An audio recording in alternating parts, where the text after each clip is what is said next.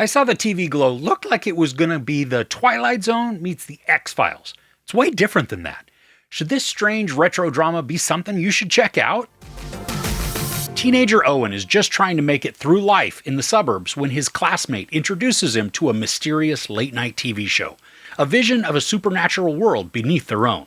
In the pale glow of the television, Owen's views of reality begin to crack. So we've got Justice Smith and Bridget Lundy-Paine in the lead roles of Owen and Maddie. And the story starts out when they're both in junior high, and Maddie introduces Owen to her favorite TV show, The Pink Opaque.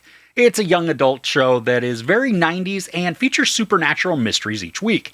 Now, as the years progress and the pair gets older, the world they know begins to feel less real. Now, on a scale of weirdness, with Napoleon Dynamite on one side and Gentleman Broncos on the other, right before you get to Broncos, take a hard turn towards Twin Peaks, and then on your way there, stop by House of Anubis. This movie is strange and weird, and I'm still working through if it's weird or weird good. The aesthetics are trippy, almost fever dream in spots. Lots of neon colors illuminating dark spaces, and there are also areas where the TV show takes the focus, giving us a 4:3 ratio image that is grainy and features pretty much what you'd expect from a lower budget young adult program that airs late at night, and also relies on special effects for a lot of the storytelling. The graphics in the show, they are intentionally terrible, cheesy, and laughable. I mean, it instantly builds a mood, but one where I can look back as a young teen, and despite horrendous effects, would probably be sucked into the exaggerated drama. I mean, heck, people today, they even watch stuff on the CW, and a lot of those shows have about the same production value as what was depicted in this movie. And there's no shame if you like CW stuff. I mean, we all have our own guilty pleasure watches, and they may be embarrassing to watch too, but, we love them anyway. Now, the performances from Smith and Lundy-Paine, they're oddly engaging. Their characters each have a certain angst as well as quirky annoyances. I think Smith looks way too old to be playing a 9th grader, especially because he's always got this 5 o'clock shadow.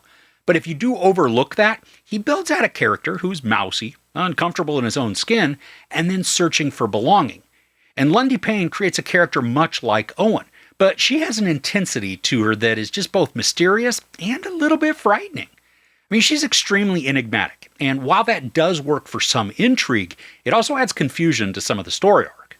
There's a scene towards the end of the film that features an extremely long monologue from Lundy-Paine, and she kills it. I mean, if I'm not mistaken, it's all captured in a continuous take as well, adding to just the mesmerizing delivery. I mean, it's one of those moments that could rival Mia Goth's monologue in Pearl.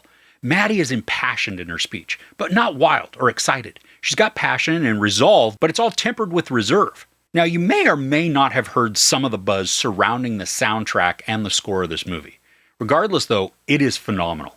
The score can be eerie, energetic, dark, sometimes depressing, and then the soundtrack adds a huge level of ambiance to the production. At one point, Owen and Maddie are at a live performance, and while this segment does feel a bit self-indulgent with how much time is spent on the singers on stage, the songs that they're singing, they're infectious. I mean, had they not been earworms, I wouldn't have been able to overlook the extended screen time that the performers receive.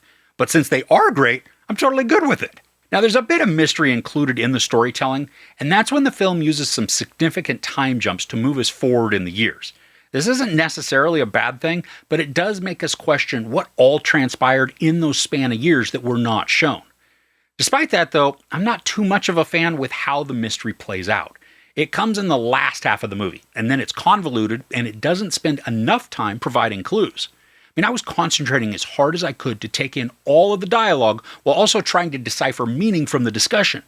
But when that scene concluded, I more scratched my head than anything. I do really want to watch this again, now knowing how everything plays out, just to see if there are explicit areas that provide more understanding. Now, some of the themes that appear to be addressed in the movie, they deal with loneliness and feeling empty. Both Owen and Maddie lack connection with anyone outside of their pairing, so on the whole, they're typically undernourished when it comes to emotional investment.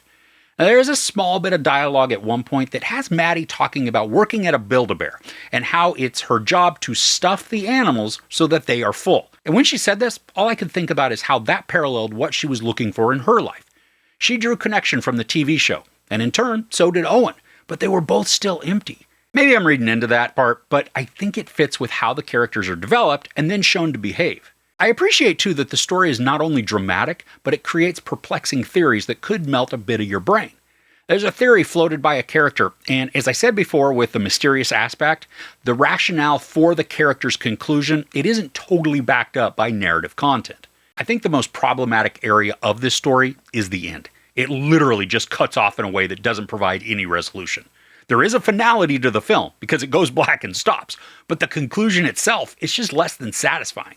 And seriously, as I was watching Justice Smith walk towards the camera, boom, we're all done.